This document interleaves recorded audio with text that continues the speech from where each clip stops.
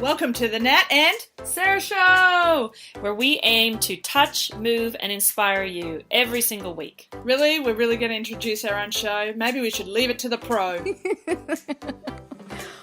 Oh my gosh. Okay, 1 second, ladies. Here we go. Sarah Maxwell and Natalie Cook are experts in visualization and deliberate use of the law of attraction.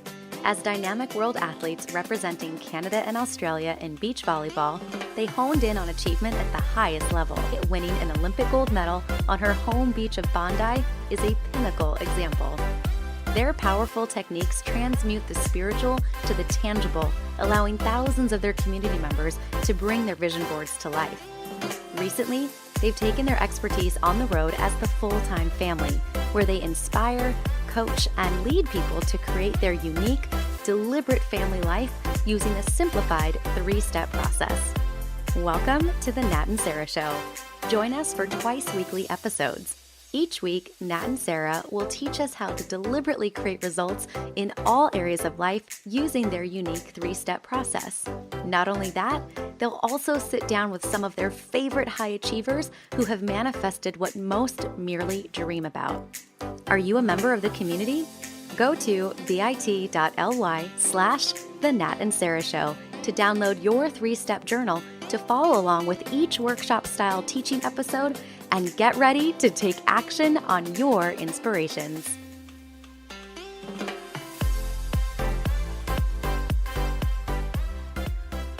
Hey dreamers, here we are again, continuing the conversation with such an interesting guy, Saad. You know, he hails from Brisbane. He's the former head of product at Uber developer platform. And it's just like, we just want to know how this guy builds strategies and products and even ecosystems. And he has been around so many different environments. He's a real magician when it comes to developer platforms, but he has also headed up a lot of teams. So we are so curious to find out a little bit more about what this mentor of founders of startups has really learned over the years working with teams of people and how to create a culture that is productive, uplifting, and somewhere where you want to be. So, hey, Chris, how are you? I am fantastic. Thank you very much. So I was really inspired by some of your words around, team culture and how you actually foster this. And before we get into, you sort of have this top 10, these tenets that you like to work with, but what kind of teams were you in and how did you come up with these tenets? Well, I mean, I've mostly built my own teams because I've mostly worked in companies that I've myself started. Mm-hmm. So, a lot of these teams are teams that I've put together, over the years and, felt my way through and figured out what worked and what didn't work. Mm-hmm. And then a lot of it also came into sharp focus working at Uber because there were some teams that were kind of working themselves to an early grave. And some teams that were really stressed out and some teams that were doing very well. And, myself and actually a partner of mine in the same team, we kind of made it our mission to make our team and our team culture amazing. And so we set about doing a number of very explicit things to make that true. And so a lot of this also came from that. Awesome. Are you cool to share some of the things that you guys decided were going to be keys to making your team awesome? Yeah, absolutely. Absolutely. Let me try to remember these and no worries. So I think that the first thing that any team, any company, any project needs is a big, exciting, shared mission and vision. So, sometimes the founder has this thing in their head, but they may be keeping it close to their vest, or they're not explaining it very clearly, or they're just insisting that their team focused on the tactics. But it's extremely important to clearly articulate your vision and mission in the world and why everybody's working so hard and burning the candle at both ends. And hopefully your team internalizes that through your own enthusiasm and your own kind of example. Awesome. The other thing I've found super useful is to make sure that everybody feels like the CEO of their own thing. And what that means is, that they have agency to make decisions that they are accountable for outcomes, and they feel that sense of responsibility and that sense of authorship and ownership. So that, let's say their job is whatever it is, scrubbing the floors. They should be the CEO of janitorial services, right? You almost said another word. I was like, that's different. Yeah, it's a different thing altogether. So but they should feel like those floors are their floors, and the how. They should be given a mission, like we want the cleanest floors of any office building, but the how of it, how do you get to those clean floors, should be something that the janitor can figure out for themselves, and that they can take a lot of ownership and authorship and pride in the outcome. And so that's the second one. Another one is tone. I think it's very easy inside teams to either have a great deal of apathy, like, oh, whatever, that's not my job, or whatever, I'm clocking off at 5 p.m. anyway, or a great deal of cynicism and snarkiness, like, well, I could have done that better, or why did you not do this, and really a lot of finger pointing.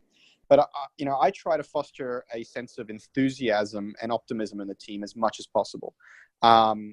With every piece of good work that gets done, and particularly in team meetings, but also in one-on-ones, I try to show my genuine and authentic enthusiasm for that outcome, and appreciation for the hard work that was put into it, and really celebrating the wins, but without papering over the hard discussions.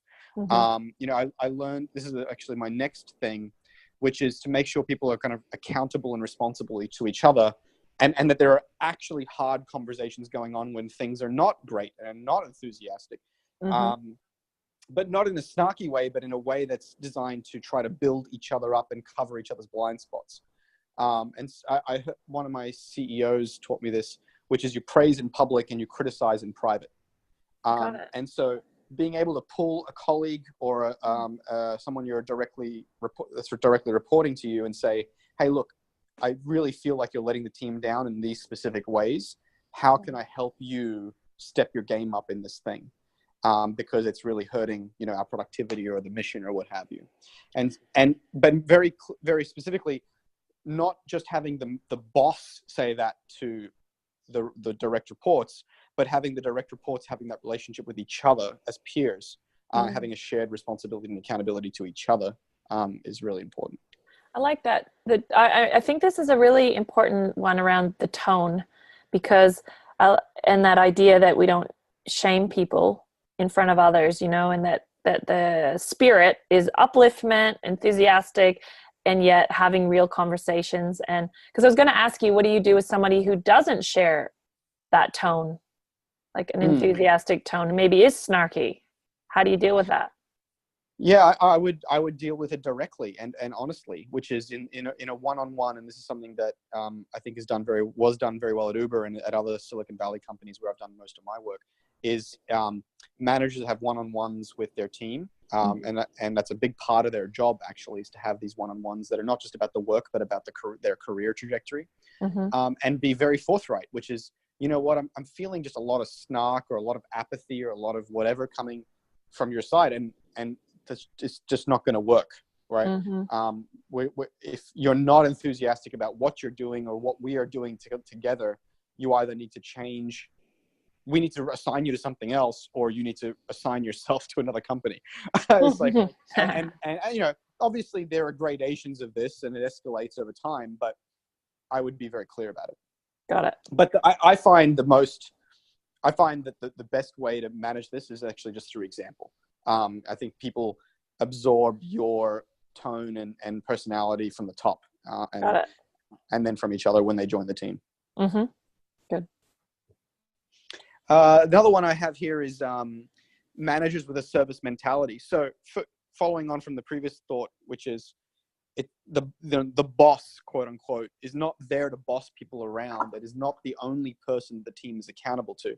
They should be accountable to each other.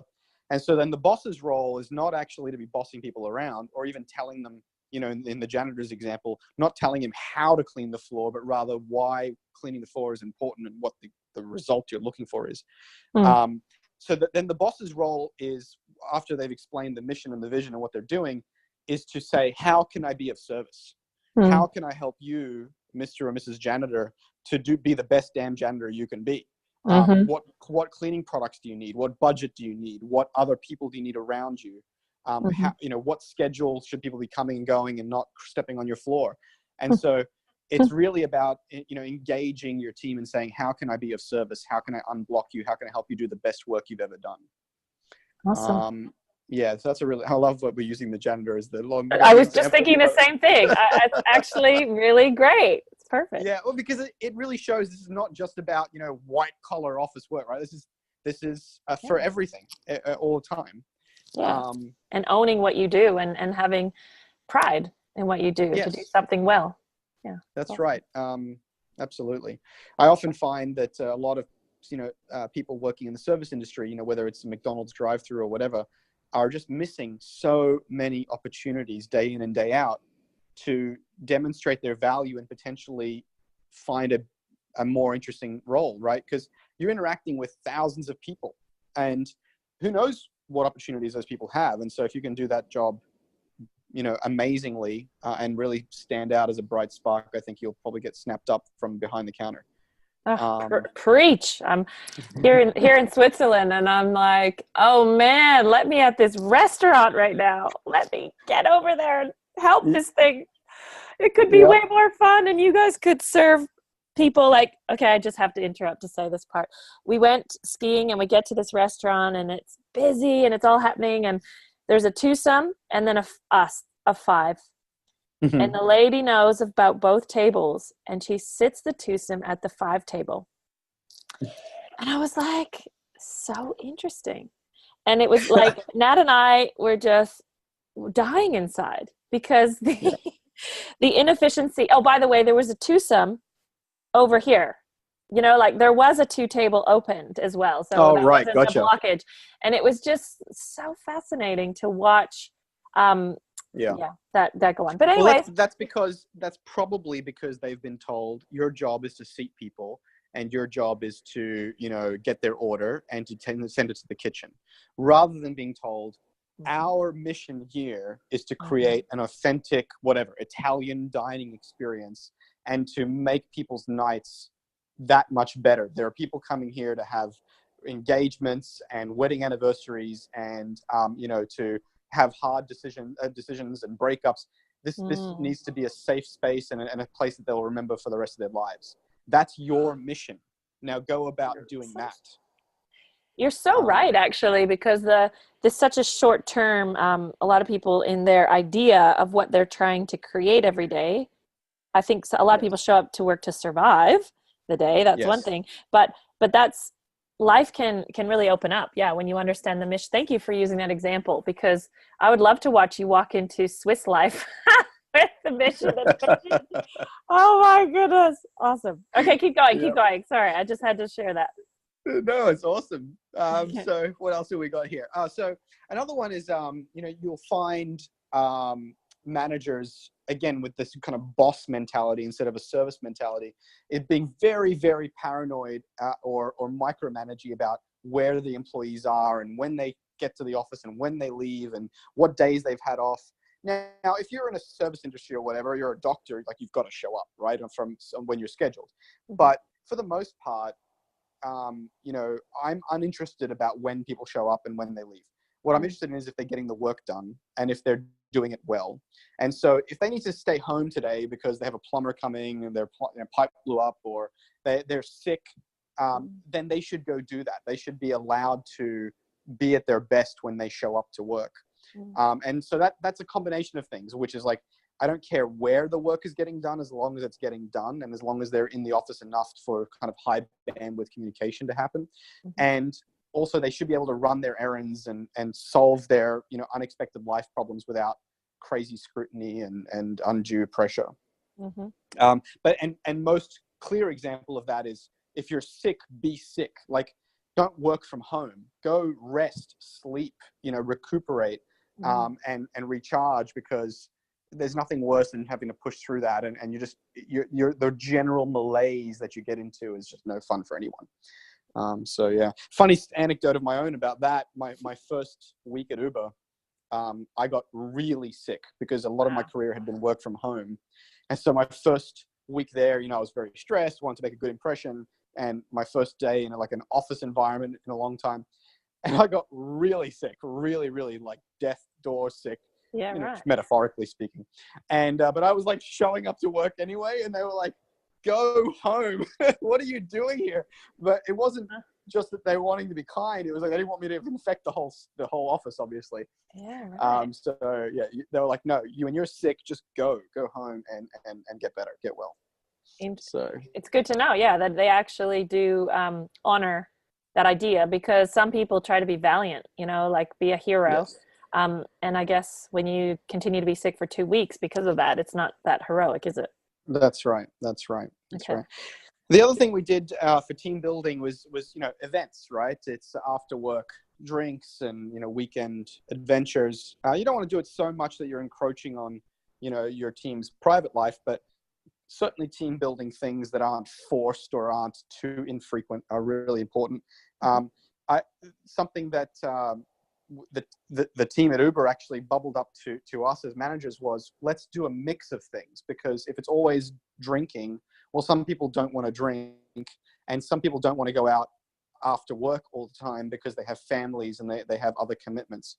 And so mix it up. Sometimes it's morning, sometimes it's a lunch thing, sometimes it's a weekend thing, and it should be family friendly and a mix of things. Got it. So that's a big one. This is probably more relevant for Silicon Valley companies because they tend to love advertising that they have unlimited vacations. So basically, go and do as much vacation as you want. The reality is it's a little bit of a trap because most people don't take their vacations. They feel like, oh, I've got to be, a team player and I've got to work harder and want to get promoted. And so they end up taking fewer vacation days when they have quote unquote unlimited vacations. So we went out of our way on my team at Uber to insist that people took their vacations and we celebrated when they went on vacation and we're enthusiastic about that. Love that. Truth-seeking culture is a really important one. I've heard so many horror stories lately of Australian companies that are so political and so fragile, so many fragile egos, and people can't talk to their manager's manager, and they can't, they have to follow the chain of command. And so this other tenet is truth-seeking culture. Especially at Uber, you could tell anybody, especially people above you, that they were wrong and you disagreed with them. The best example I have is the CEO, and you could do this to anyone. So if you're in the meeting with the CEO and you just were disagreeing with what he was saying, it's your responsibility to say, I disagree with that and here's why. And that was really lauded. And sometimes that was called toe-stepping, sometimes that was called truth-seeking. And it's especially important to do it upwards because, speaking truth to power. When you're doing it downwards, you need to be, gentle and thoughtful about how you do that. But the notion there is the best ideas win. And oftentimes the best ideas are coming from people at the coalface, or where the rubber hits the road. And so you absolutely want to hear those best ideas as fast as possible and implement them as quickly as possible. And then the last one that is really my favorite one is celebrating big, bold bets. Oftentimes it's very easy to understand when something incremental is done. So, oh, great, you increase the sales from 10% to 12%. Or you launch that product on time on that date, or you hit your target for the week. These are very easy things to understand, to do, and to celebrate. But I'm personally much more interested in figuring out a new line of business, figuring out a new category of activity, or making an entire manual process redundant, or pivoting the business into something else. I'm much more interested in step function change. And so, I oftentimes those things are seen as risky, as career betting moves, as rocking the boat. Those ideas are just kind of couldn't be further from the truth. I think the reason that companies get disrupted is because they are too afraid to change, and they run into a thing called the innovator's dilemma. There's a whole book written about this, but essentially, when you are making hundreds of thousands, millions, or billions of dollars, a new venture inside the business will often appear infinitesimally small and therefore not worth pursuing. But those trickles turn into streams, and those streams turn into torrents, and they turn into oceans. So you need to give them time to mature and be nurtured, so they can become the next $1 billion business in line of revenue. Oh, love that one. I think this list is really clearly orchestrated out of someone who's worked in a real team, which you did. And just to kind of close it out, because it was really succinct, why or how did this make a difference, having this be part of your team, these tenants? Well, in a lot of different ways. There was a period there where Uber was in the media for a year and being accused of a toxic culture and of a really challenging set of circumstances around the business. And some of that was massively exaggerated, and some of that was true, or was true in a sense. But for our part on our team, and I checked in with everybody explicitly, they were thrilled to be working on our team, and we were able to kind of navigate through the morale, the dents in morale, and we had some internal politics about our particular project as well that were really quite difficult. But I felt like the team was really committed through the ups and downs, and at the same time, we were able to avoid, I think, a lot of the burnout that could have happened. And instead really come together like a family. And I think it was an extremely positive experience. It was challenging, and we all grew through it, but I think we did that together versus kind of sniping at each other and getting burned out. Thank you for mentioning, that it's challenge, because I think of sporting analogies in terms of staying committed, staying together, and not getting burnt out. That's something that doesn't factor on a lot of people's radar, because this to me is like health. If you don't value your health or have it near I think it should be your top priority. If you don't make it a priority, it will make itself a priority in your life. Mm-hmm. And that's what the irony of burnout. It's like, you can keep going at people like they're robots, but they will demonstrate to you that they're not a robot, and that they actually can break down. Well, I guess a robot breaks down too, but yeah. And so thank you. I appreciate those real life tenets that created a difference amidst a challenged overall culture. You were in a challenging situation as well. It wasn't just all roses and sunshine. So no, it was very challenging. But the thing is that, I think the robot analogy is apt, especially in Australia, because I find there's a real lack of respect and an undervaluing in the value of individuals and the team.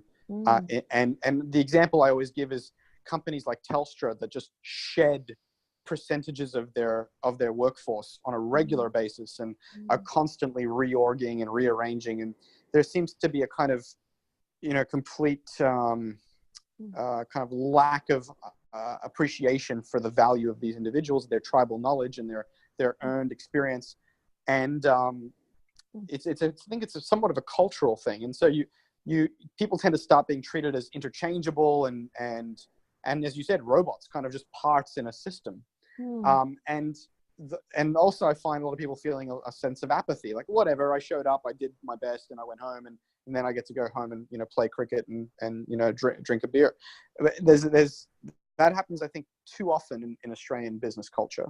And so in the Valley, it's the opposite. It's people are seen as the most valuable resource, and domain expertise and experience, these are treasured, and people are given every perk. I mean, it's also because it's a very competitive space, but even on the extremes, there's like a Google where there's masseuses on site and foosball tables, and food and snacks are provided. And these aren't all altruistic, right? These produce productivity. People stay longer. They don't have to leave for lunch breaks. They're able to make friends and stay with the company longer, because they also understand the cost of onboarding someone and training them up in terms of how things work, and understanding institutional knowledge is incalculable. It's expensive as hell to onboard new people, new good people. Yeah. Right. And so this is a massive amount of waste that you can avoid by just treating your people well.